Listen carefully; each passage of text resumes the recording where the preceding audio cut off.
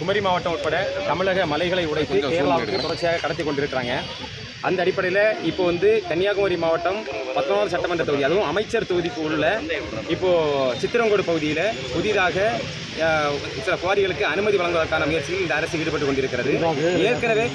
ஏற்கனவே அந்த மலைகளை உடைத்து ஏறத்தாழ ஒரு 6 மலைகளை உடைத்து கடத்தி விட்டார்கள். இப்போ புதிதாக அந்த பகுதியில் அனுமதி கொடுப்பதற்கான முயற்சியில் இந்த அரசு ஈடுபடுகிறது. எக்காரணம் கொண்டும் அந்த பகுதியில் மீண்டும் மலைகளை உடைப்பதற்கான அனுமதி வழங்கக்கூடாது என்கிற கோரிக்கை. அதுபோல அங்கே மலை போல குவித்து வைத்திருக்கிறார்கள், கற்களை உடைத்து. அதை இந்த அனுமதி மறுக்கப்பட்ட காலங்களில் இதை கேரளாவுக்கு கடத்துவதற்காக எடுத்து வைத்திருக்கிறார்கள். அதையும் இந்த அரசு உடனடியாக ஆய்வு செய்து உரிய நடவடிக்கை எடுக்கப்பட வேண்டும் என்கிற கோரிக்கையும், பக்கத்தில் இருக்கக்கூடிய மாத்தூர் தொட்டிப்பாலம், அந்த தொட்டிப்பாலத்துக்கு ஒரு 3/4 கிலோமீட்டருக்கு உட்பட்ட பகுதியில் மீண்டும் மலைகளை உடைக்கிறார்கள்.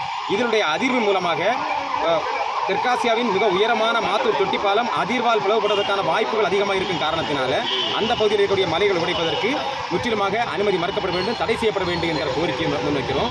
அதுபோல இந்த குவாரிகளில் இந்த இருக்கக்கூடிய கழிவு நீர் பக்கத்தில் இருக்கக்கூடிய ஆற்றில் கலந்து கடுமையான சுகாதார சீர்கேடு ஏற்படுகிறது, நீர் மாசுபடுகிறது. எனவே அதை உடனடியாக இந்த அரசு கள ஆய்வு செய்து அது தடுக்கப்பட வேண்டும்.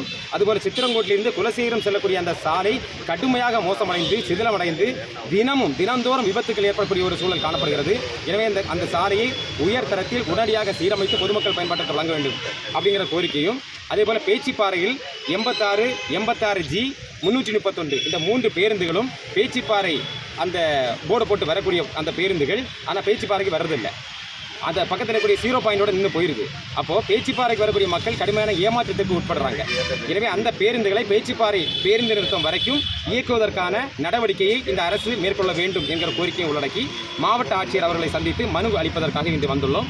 நாம் தமிழர் கட்சி சார்பாக சீலன், நாம் தமிழர் கட்சி 2026 19வது சட்டமன்ற தொகுதி வேட்பாளர். நன்றி.